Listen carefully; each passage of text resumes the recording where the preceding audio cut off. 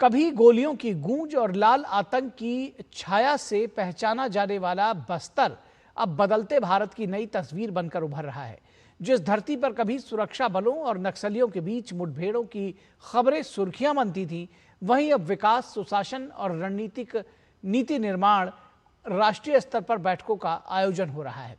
केंद्रीय गृह मंत्री अमित शाह की मौजूदगी में आयोजित मध्य क्षेत्रीय परिषद की बैठक को केवल प्रशासनिक आयोजन नहीं, बल्कि बदलते बस्तर के नए आत्मविश्वास और नई दिशा के प्रतीक के तौर पर देखा जा रहा है।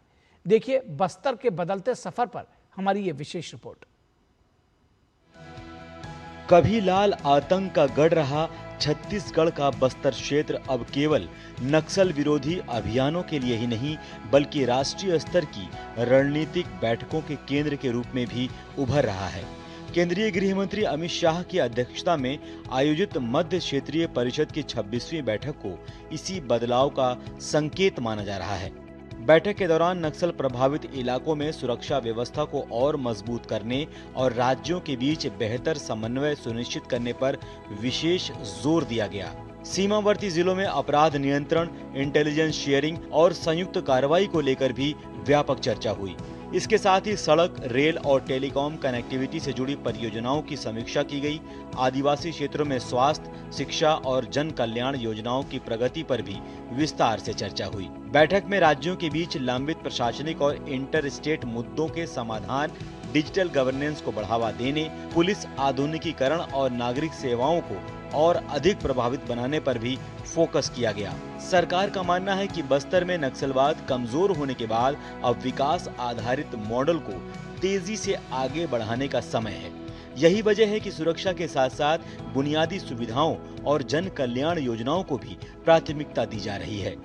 बस्तर के सभी नागरिकों को भारत सरकार और देश के प्रधानमंत्री नरेंद्र मोदी जी की ओर से भरोसा दिलाना चाहता हूं। यहाँ के आदिवासी युवा और महिला विश्वास के साथ आगे बढ़े।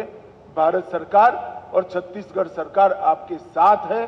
कंधे से कंधा मिलाकर आपके जीवन में उजियारा लाने के लिए दोनों सरकारें कटिबद्ध हैं। नक्सल और माओवाद से प्रभावित रहे बस्तर की अब तस्वीर बदल चुकी है। बस्तर अब पूरी तरह से नक्सल मुक्त हो चुका है। बंदूकों के साए में जीने का दौर खत्म हो चुका है।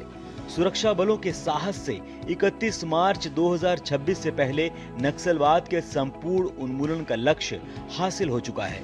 विष्णुदेव सहाय सरकार बनने के बाद नक्सल उन्मूलन अभियान को गति मिली। बस्तर के 70 सुरक्षा कैंपों में से 1/3 कैंप वीर शहीद गुंडाधुर सेवा डेरा में विकसित होंगे। सेवा केंद्रों में बैंकिंग, डिजिटल सेवाएं और सरकारी योजनाओं की सुविधाएं एक ही जगह मिलेगी। सेवा डेरा में प्राथमिक स्कूल, आंगनबाड़ी और अन्य जरूरी सुविधाएं उपलब्ध होंगी। सेवा केंद्रों को रोजगार और आर्थिक गतिविधियों का हब बनाया जाएगा। आदिवासी महिलाओं को गाय भैंस देकर डेयरी नेटवर्क से जोड़ने की योजना है। अगले 6 महीनों में बड़ा डेयरी नेटवर्क तैयार करने का लक्ष्य है। 13,000 मोबाइल टावर लगाने की योजना है। अब तक 5,000 टावर स्थापित किए गए हैं। बस्तर क्षेत्र में 890 पोस्ट ऑफिस खोले गए। Model school, ITI, super speciality hospital स्थापित किए गए हैं। 90,000 से ज्यादा युवाओं और महिलाओं को स्किल डेवलपमेंट से जोड़ा गया। बस्तर पंडुम कार्यक्रम में 45,000 से ज्यादा लोगों ने हिस्सा लिया। बस्तर ओलंपिक के 2 आयोजनों में 3,94,000 खिलाड़ियों की भागीदारी रही।